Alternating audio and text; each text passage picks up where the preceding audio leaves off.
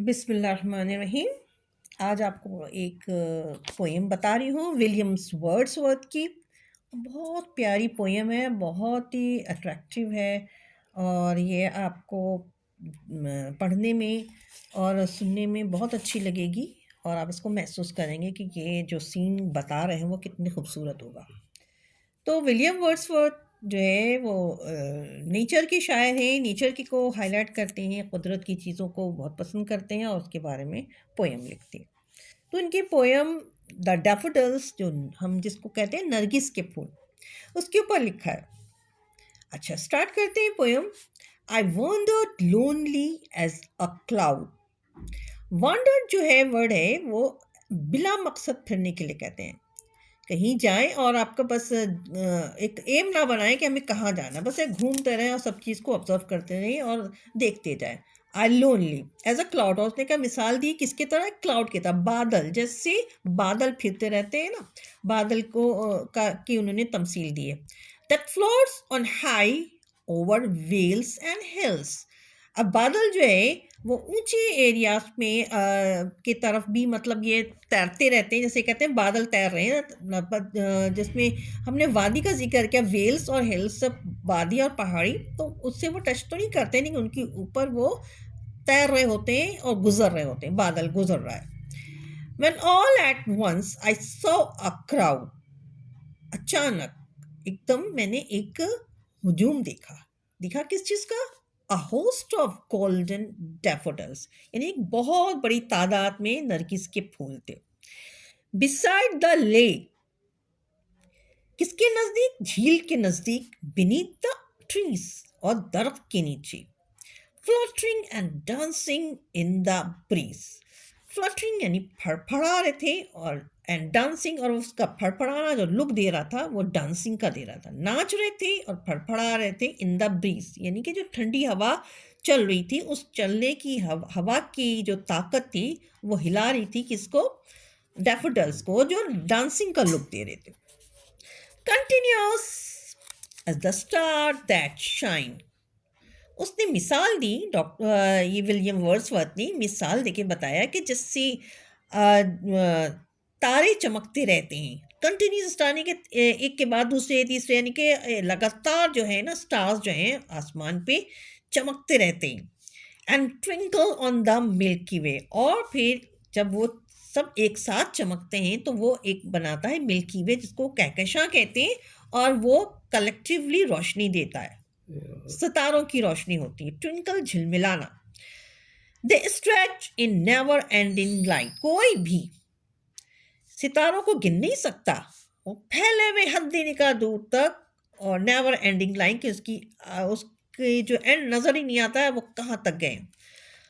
इसी तरीके से डैफोडिल्स भी है along the margin of the bay, जिस तरह आसमान पे सितारे चमकते हैं इसी तरह डैफोडिल भी सितारों की तरह बिल्कुल जो है एंडलेस लाइन के साथ वो मार्जिन ऑफ द बे यानी कि झील के किनारे मौजूद थे। 10,000 saw I at saw I at a glance, एक नज़र में देखा कि मुझे ऐसा लगा कि 10,000 के करीब होंगे। 10,000 उन्होंने एक काउंटिंग बताई जो बहुत बड़ी काउंटिंग उनको लग रही थी, इसको उसको उन्होंने एक लमसम बता दिया कि तकरीबन 10,000 के करीब होंगे, जो मैंने एक ही नज़र में देख लिया। अब 10,000 के जो फूल की तादाद थी वो एंडलेस थी, उसकी एंडिंग नज़र नहीं आ रही थी। अब वो क्या कर रहे थे फूल? Tossing their heads in sprightly dance. अब जो उनकी जो बॉडी, जो फ्लावर हैं, जहाँ देखिए डैफोडिल्स हैं, अब इसमें देखिए कि ये जो हेड है, जो इसका सेंटर का एरिया है वो हेड है। अब ये हेड जो है वो झूम रहे थे, और सारे एक साथ झूम रहेंगे तो कितना खूबसूरत नज़ारा।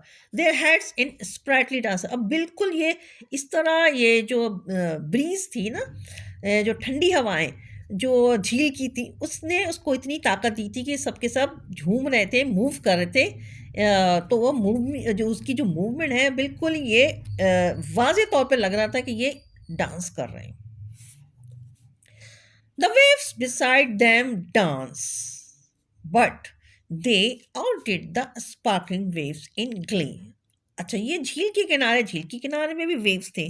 अच्छा, वो भी जब ब्रीज़ चल रही थी तो वो झील के में भी वेव्स बना रही थी और इसमें इसको भी जो है ये टॉसिंग देयर हेड्स यानी कि इनको भी डांस की शेप दे रही थी। तो क्या है कि दोनों जो है मूवमेंट में थे। डैफोडिल्स की डांसिंग थी और वेव्स की भी मूवमेंट थी।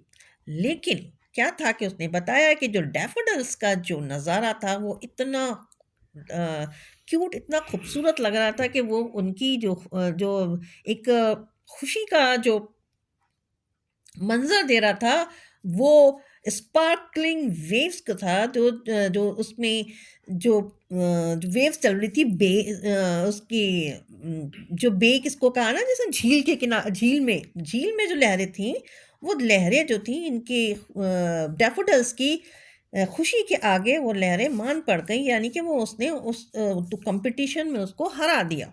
कि आउटडिड कर दिया यानी कि उसको अपने मुकाबले से बाहर कर दिया यानी कि उनकी डैफोडिल्स के जो ग्ली लुक यानी कि खुशी का जो नज़ारा था वो हावी हो गया था। A poet could not but be gay. अब एक शायर जब इतना खूबसूरत मंजर देखता है तो क्या कर सकता है। जब वो मंजर देखता है तो वो हासिल क्या करता है, कुछ नहीं करता है, सिर्फ खुश हो जाता है। और खुश होता है तो फिर वो अपना कलम उठाता है, फिर अपनी उसको कागज़ पे एक्सप्रेस करता है कि उसने क्या खुशी महसूस की। इन सच अ जोकन कंपनी। और ये जोकन कंपनी क्या है कि ये ऐसी कंपनी या रफ़ाकत कह लें, जो साथी कह लें, किसको बनाया? वो डैफोडिल्स को बनाया।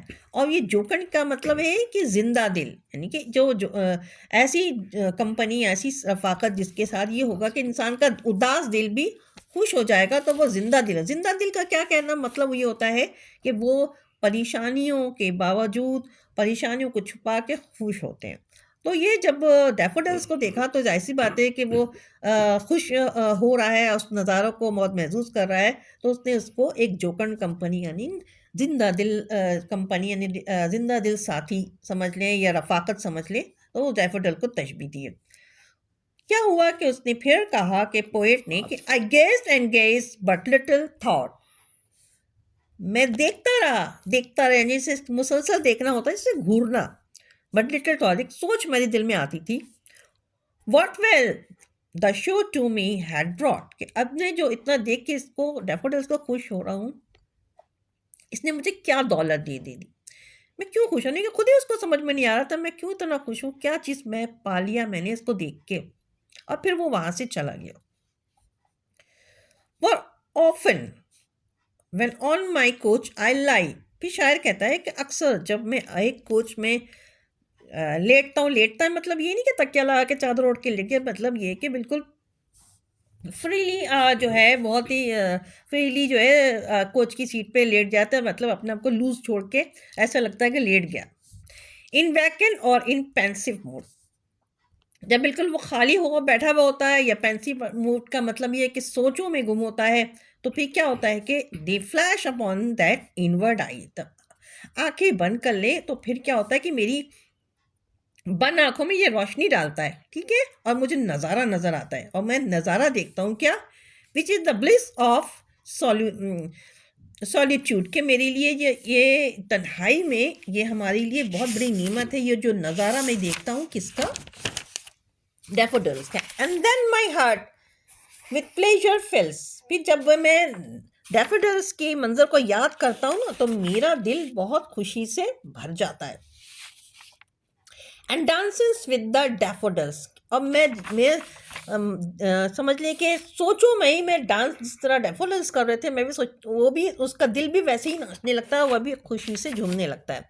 तो कहते हैं कि जब इंसान खुश होता है तो झूम रहा है, नाच रहा है, तो वो एक खुशी का इजहार होता है।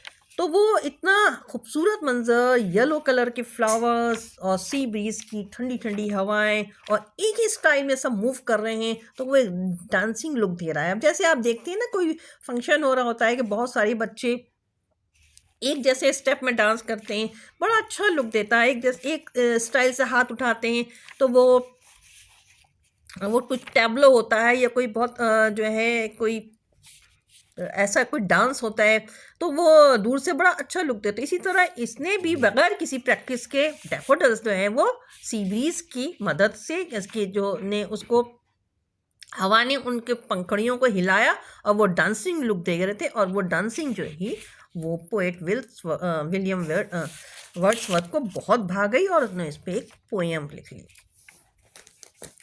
अब इसका सेंट्रल आइडिया है, according to poet a good memory, शायर के मुताबिक अ गुड मेमोरी एक अच्छी याद जो होती है क्या, is a companion of loneliness. अच्छी याद जो होती है ना वो तन्हाई का एक साथी होती है। जब आप तन्हा होते हैं तो कोई अच्छी बात याद करके हल्का सा मुस्कुराहट या तो चेहरा फ्रेश हो जाता है और उसके बारे में उसके सारे पहलुओं को सोचते रहते हैं।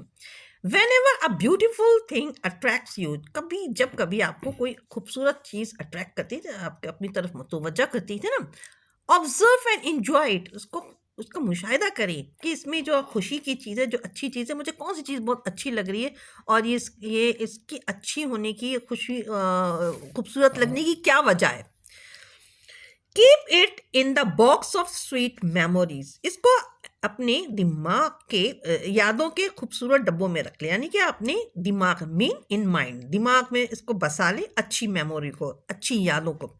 And look it through your inward eyes, और अपनी आंखें बंद करें, इनवर्ड आइज में कहते हैं बंद आंखों से आप वो नज़ारा देखें और उसको इंजॉय करें। तो क्या होता है, अंदर से आप जब खुशी महसूस करते हैं तो आपके मसल्स भी रिलैक्स होते हैं और इस बॉडी फंक्शन में इसका अच्छा असर पड़ता है।